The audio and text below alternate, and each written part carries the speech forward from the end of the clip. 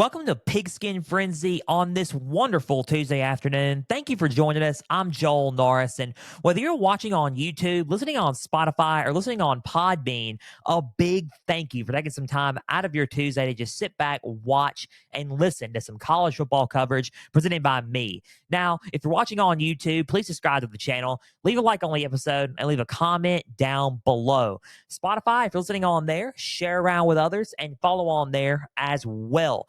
Podbean, if you're listening on there, share around with others and follow on there as well. We have Twitter and we have Facebook. Twitter, it's at pigskin_frenzy, all lowercase. All you got to do is type that bad boy in on the search engine. You'll find it. You'll follow and like the page there. You'll get episode updates as well as news, highlights, and notifications from across college and NFL football. Facebook, same thing. All you got to do is type in Pigskin Frenzy. You'll find it. You'll get episode updates as well as news, highlights, and notifications from across college and NFL football.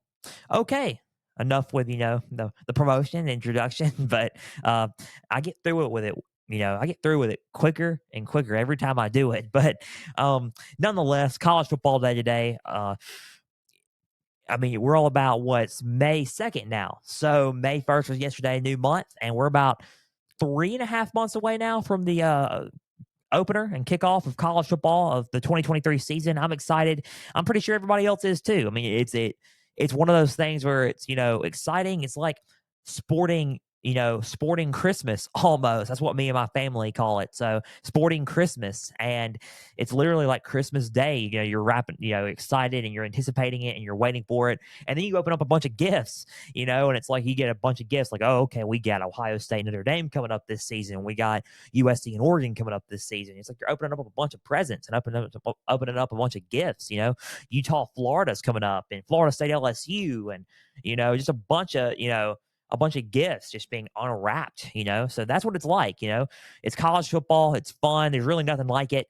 Same with NFL football, but college football just, you feel the passion, you feel the energy from across, fans, alike, and sporting fans alike. So 3.5 months away from that and kickoff. And we're just going to go over our last bit of spring results. Spring football is kind of coming to an end and concluding.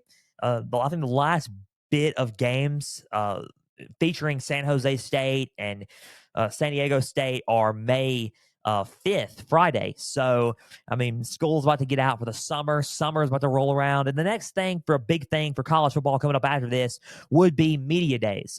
Media Day starts in July for most, July and early into August. It's going to be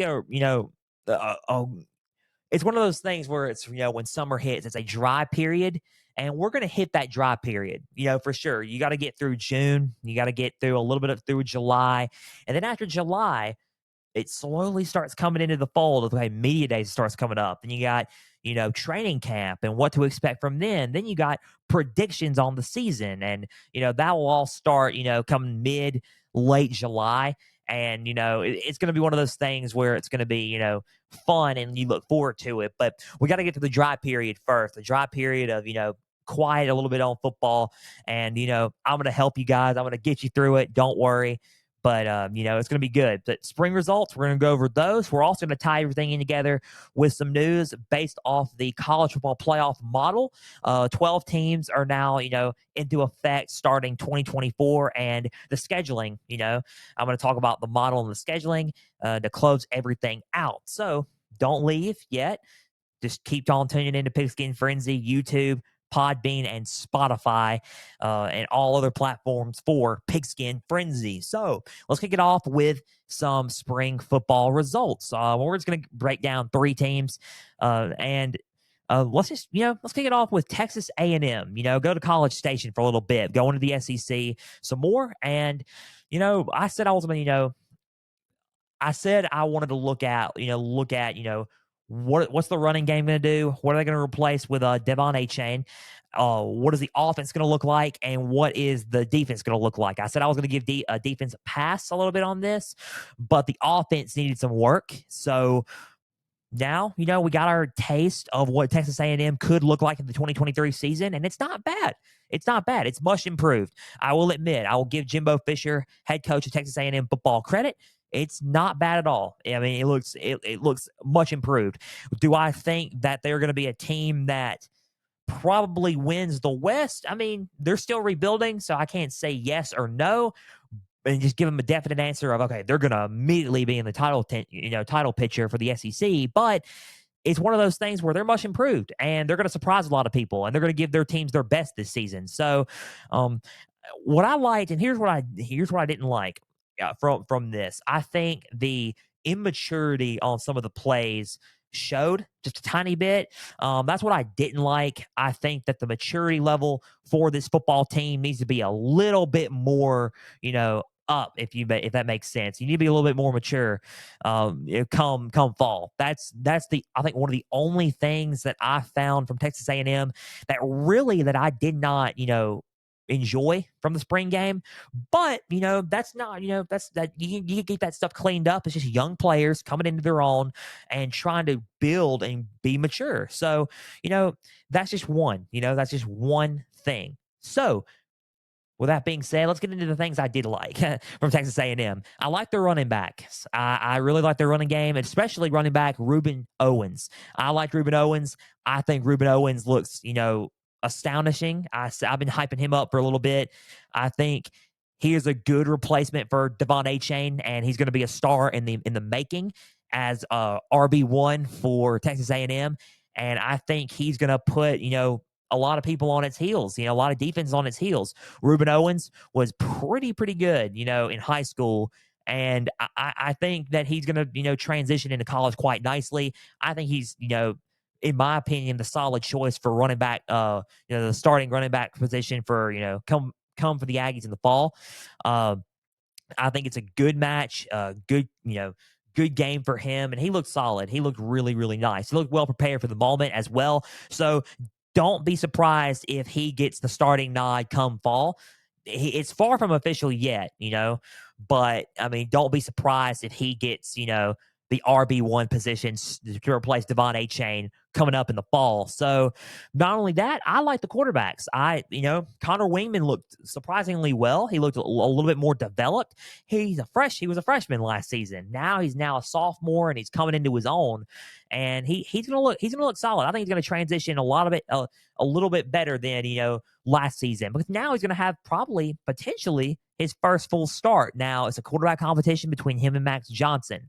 I'm gonna get into that in a minute, but I like I like that connection that he has with his receivers, Anais Smith, including also Evan Stewart. I think Evan Stewart looked really nice with Connor Wingman. And I think that connection looked really, really real. It blended and blossomed well into the spring game. And there were some timing issues, but I mean, that's odd. You just got to improve. You got to practice and you got to keep going, right? So I think that Texas A&M looked, good on that end. I think their offense looked much improved. I think Bobby Petrino could do wonders there for them. So I think it was, it was well.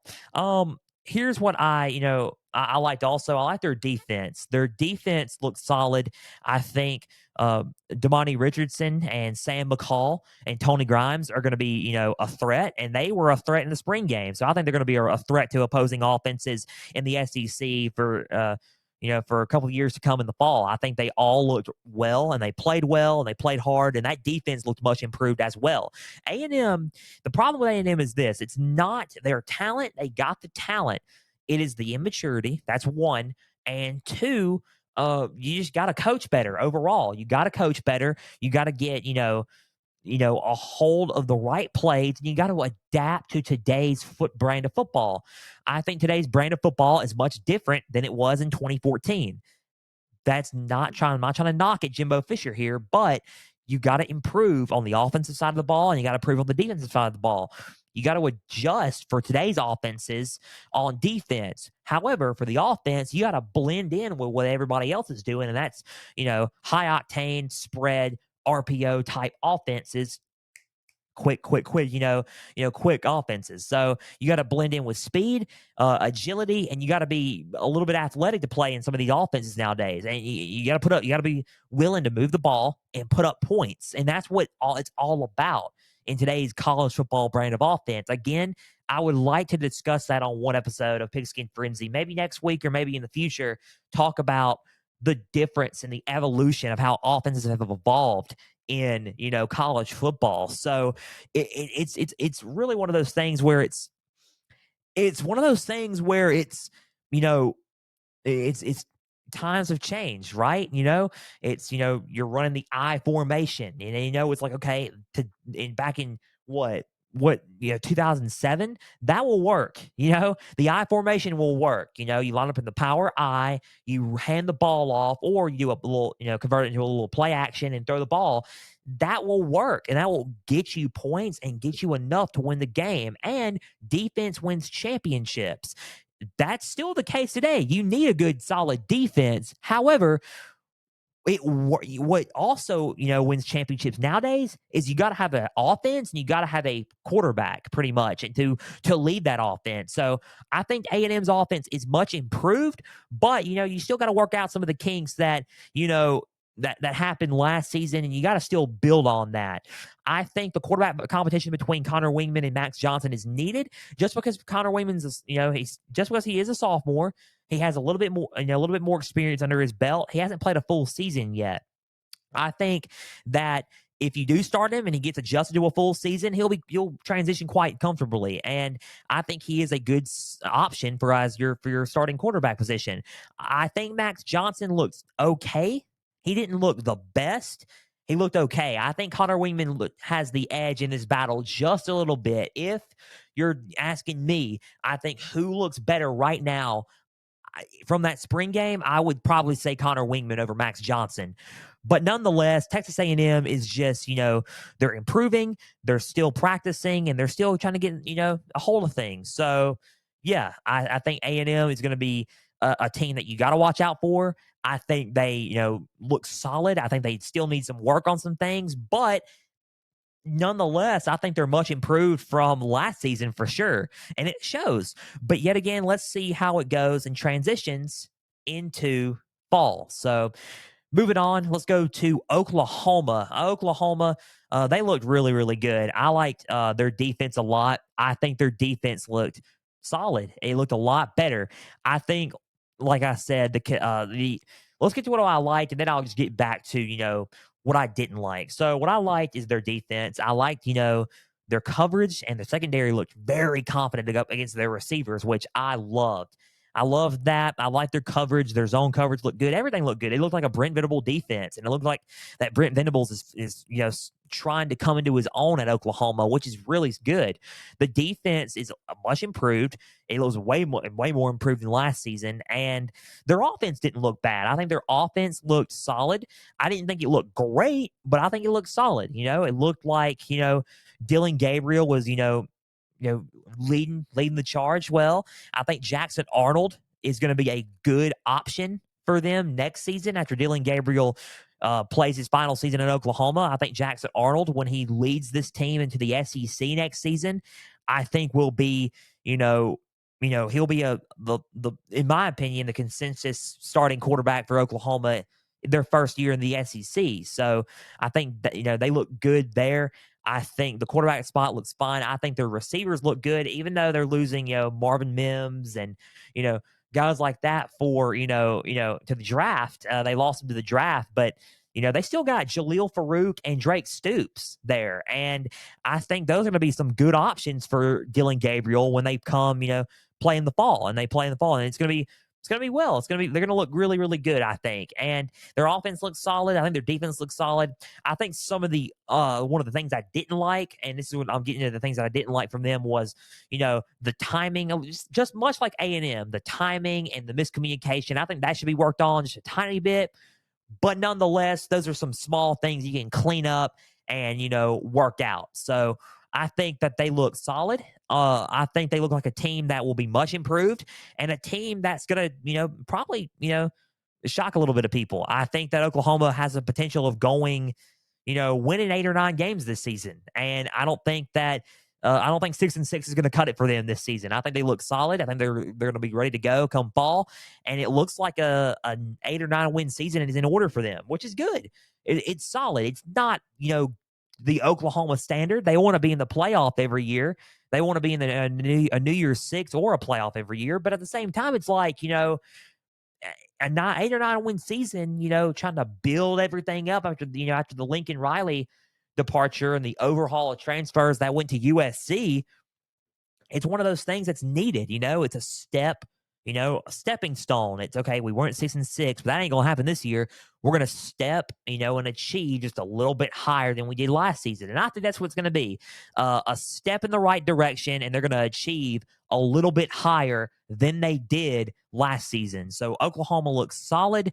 Like I said, the miscommunication is the only thing I didn't really like from them, but they can clean that up come fall, and you know come their season opener and getting ready for, some, some football in the fall. So, Brent Venables looking good entering his second season for the Oklahoma Sooners. Now, moving on to the last but not least here, I'm going to go over 3 teams. So, the last team I'm going to go over is Oregon. So, moving on to Oregon, or I said I was going to talk about Oregon last week, but Oregon looks solid. I think Oregon, they played this past Saturday, and Bo Nix looked good. I think some of these, younger guys stepped up. These freshmen stepped up, and some of these redshirt sophomores stepped up.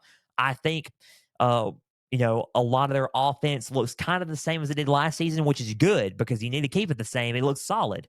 Their offense was great last season. I think some of their areas on defense need to be improved. And let's just break it all down right now. So here's what I liked. I liked the freshmen.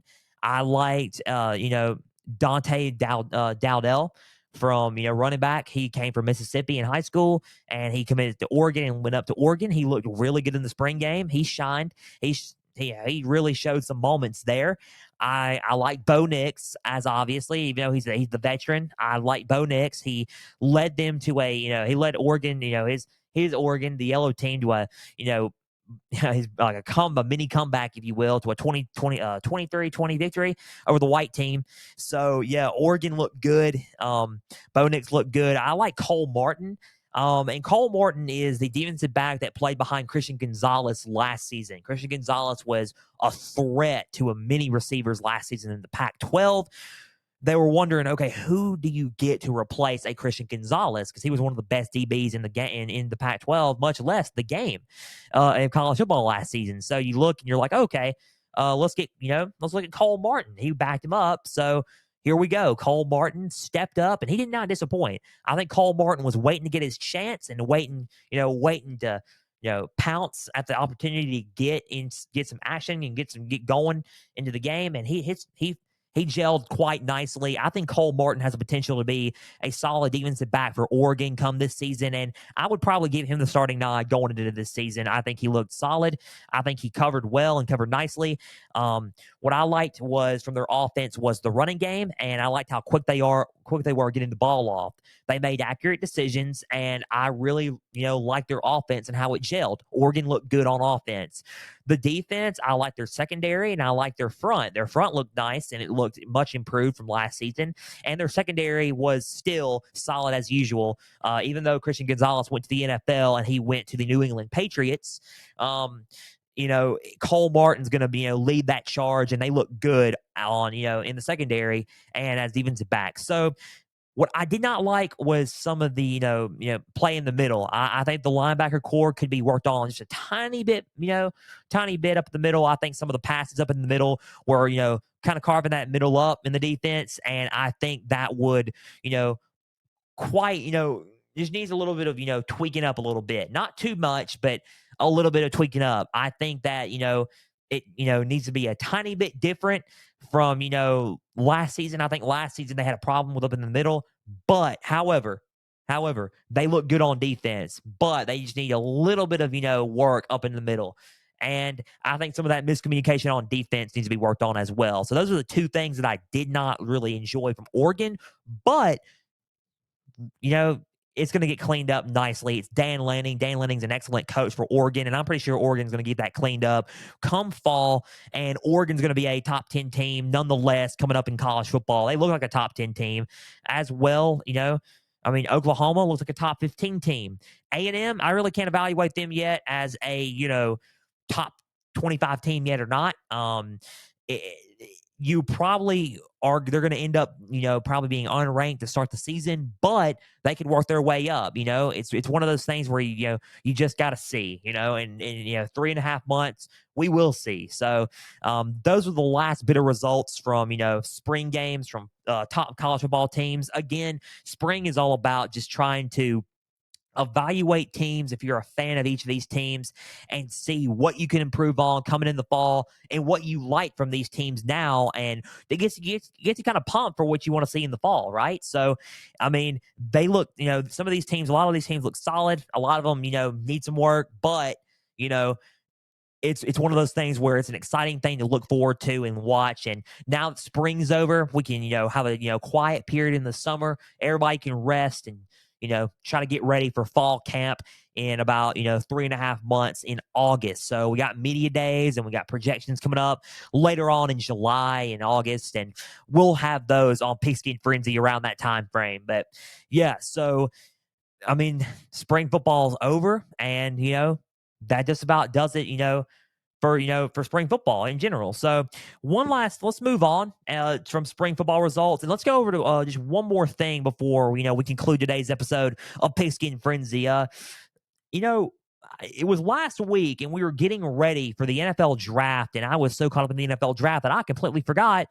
You know, the college football 12-team playoff scheduling model was going to be released. And I just was, oh, come on, Joel, you cover both college football and NFL football. You got to like get in the know of things, man. So that was on me. But I caught up. I quickly rerouted and rebounded and adjusted. And we're going to go over this college football 12-team model. So if you want to hop up on the graphic on the screen, we can pop it up now. So 12-team playoff model, we're going to talk about it. It was released by Barrett Sallee of CBS Sports. Go and just listen, and write.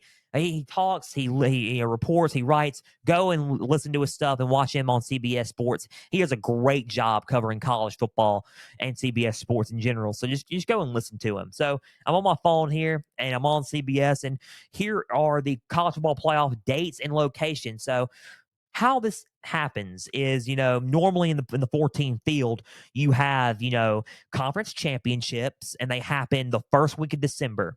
So the first Saturday of December, they happen. Then next week is the Heisman Trophy presentation.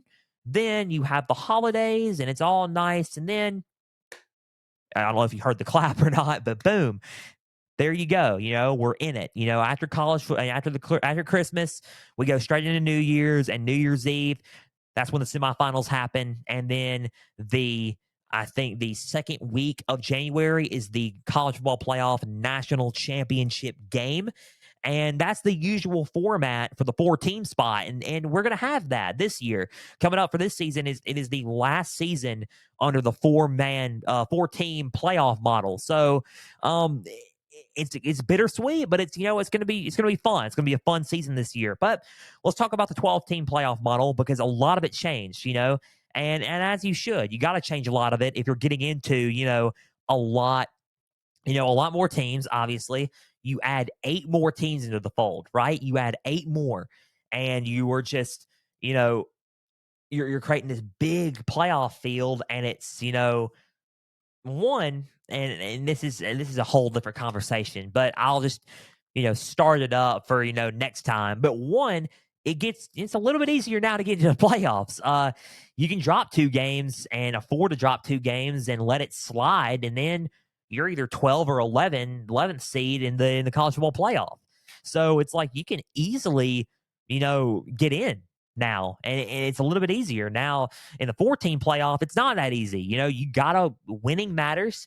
And listen, in the 12-team playoff, it does matter if you win. It does. But you can afford to lose a couple of games. And still be ranked ahead of some of these other teams that have lost 3 or 4 games. And it's like, okay, we tried our best, but I think you got to lose 3 or 4 games to get into that fold of, okay, this guy, they're not going to be in the college football playoff. But it's a little bit easier to get into the playoff now, just a tiny bit. I'll explain my reasoning behind that next time, but that's a whole different conversation. But the 12-team playoff, nonetheless, the schedule was released by Bill Hancock and the College Football Playoff Committee. Hello, guys. How are you in Dallas? But nonetheless, let's just go over it now. And it's on my phone here on my notes. And let's just talk about it. So in 2024 season of college football, that's next year, the college football playoff 12 team will be implemented. And here we go. So we're going to have the same thing. We're going to have the conference titles. As far as I know, we're going to have the conference titles. Now, here's the thing about this with realignment and the new 12 team implementation of the playoffs coming in. The schedule may change. We're the conference, the Big 10 and the SEC is still trying to get their schedules adjusted for next year. So we don't know what's going to happen here, but I assume that a conference championship will be played during the first week of December. Then we will have the Heisman Trophy ceremony, and then we will get right into it the next week with football games. Not New Year's. We will have New Year's Eve games, but the next week is when in 2024 is when it starts. So let's just go over the schedule. First round of college football playoff in 12 teams. So we have Friday, December 20th, 2024. One game will be played in the evening. Now, in the first round, all on-campus sites, right? On-campus sites, and whoever has the highest seed will be the home team. So whoever has the highest seed, say USC is 10, Alabama is, say, 7, right? This game will be played in Tuscaloosa. It will be the whoever has the highest seed, just like a normal playoff field, playoff format.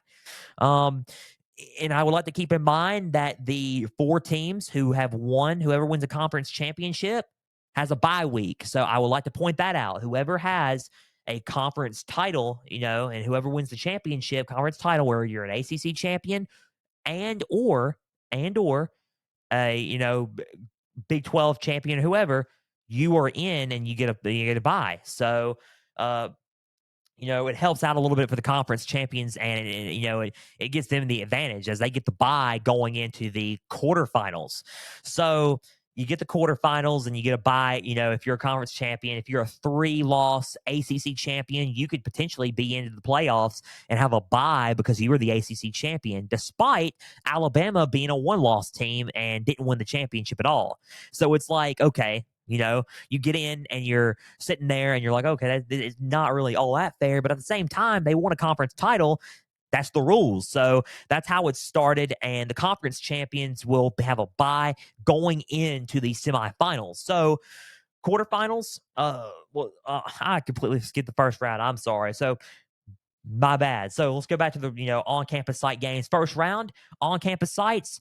The 4 conference champions get the bye week, but whoever else is in the first round didn't win a conference champion gets to play. So Friday, December 20th will be one game in the evening. Saturday, December 21st, as we get ready for Christmas time, 3 games, early afternoon, late afternoon, and evening.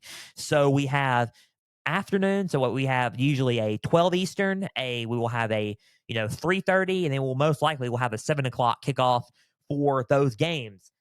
And let's see, that just about does it for the first round. They all move on. Whoever wins, whoever loses, they stay home, goes home. Quarterfinals, Tuesday, December 31st, which is New Year's Eve on December 31st, 2024. It is the Fiesta Bowl in the evening, and that's what kicks off everything for the quarterfinals. You go to a bowl game. Now is where the neutral sites come into play. So the Fiesta Bowl in the evening. Then you have Wednesday, New Year's Day, January 1st, 2025. You have the Peach Bowl, early afternoon. And then you have the Rose Bowl, late afternoon. And then you have the Sugar Bowl in the evening. So those 3 games on New Year's, and that rounds out the quarterfinals.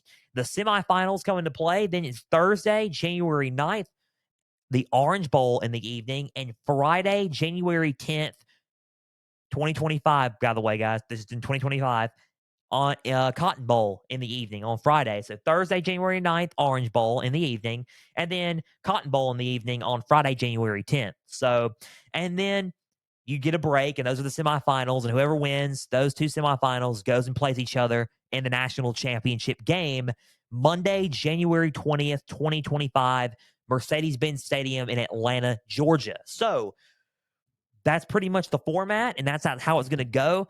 The reason why they're doing midweek is because they're going to compete with they could probably potentially compete with the NFL playoffs.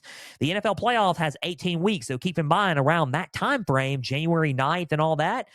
That is when even when January 20th, that's when the NFL playoffs start. So a couple of weeks after the national championship's over, you know, players who are going to be in the draft, that season end up having to go to the combine like literally 3 weeks later and start training for the NFL. So, I mean, it's one of those things where it's, whoever's in the national championship game has to turn around and get prepared for football again on the professional level. So it's like a lesser offseason almost, but January 20th is a stretch. I mean, it's a lot of football, but I mean, it's a stretch nonetheless. But January 20th, then a couple of weeks later, the Super Bowl happens. So for the NFL, so you're kind of competing with the playoffs just a tiny bit, but you're not directly competing with the playoffs. You're not going one-on-one, head-to-head with them on a certain day where a playoff game for the NFL is happening. They're not trying to do that. It's going to be tough, but, you're kind of competing with the NFL, with that new format. However, I mean, it's more teams, it's more football, but it's more opportunity for teams that, okay, feel like they need a shot in, get a shot in this time. So it's one of those things where it's like, okay, no more shouting, no more pouting, no more crying on this, if you don't get in, or if you get in and prove and then try to prove yourself and then end up losing the game, you can't pout, you can't, stomp your feet and get upset because you got into the playoff, you got your chance. So everybody's going to get their fair share of chances. Only 12 teams can get in, but I think everybody's going to get their fair share of chance, and it opens up more opportunity for college football in general. So, I mean, the 12 team 12 team playoff model, it starts next season, not this season, not the 2023 football season, but the 2024 football season. It was released. There we go. And that is really, just about everything for the college football playoff 12 team model. I'll get into more conversations about that going deeper in, later in episodes. But right now, I'll just tell you about the schedule and just telling you about, how things are going to be set up and how the model works for, when it's implemented in 2024. So that just about does it for everything. A big thank you for taking some time out of your Tuesday to just sit back, watch, and listen to some college football coverage presented by me. Now, if you're watching on YouTube, please subscribe to the channel, leave a like on the episode, and leave a comment down below. Podbean, if you're listening on there, share around with others and follow on there as well. Spotify, if you're listening on there, same thing, share around with others and follow on there as well. We have Twitter and we have Facebook. Twitter, it's at pigskin_frenzy, all lowercase. All you got to do is type that bad boy in on the search engine. You'll find it. Follow and like the page there. You'll get episode updates as well as news, highlights, and notifications from across college and NFL football. Facebook, same thing. All you got to do is type in Pigskin Frenzy. You'll follow and like the page there. You'll get episode updates as well as news, highlights, and notifications from across college and NFL football. Again, big thank you for taking some time out of your Tuesday to just sit, watch, and listen for college football coverage. And we will be back Thursday for some NFL Pigskin Frenzy. We're going to be talking about some, who won the draft. I know you're thinking, okay, Joel, you're talking about the draft too much now, but we're going to talk about who, some moves that were made and who won the draft, a little bit more of an in-depth recap. And we're also going to be talking about the schedule release. The schedule release is the next big thing for the NFL. And I want to have some information on that. And you're not going to want to miss it. Thursday edition of Pigskin Frenzy NFL. I'm Joel Norris signing off. And once again, we will see you Thursday for an NFL edition of Pigskin Frenzy.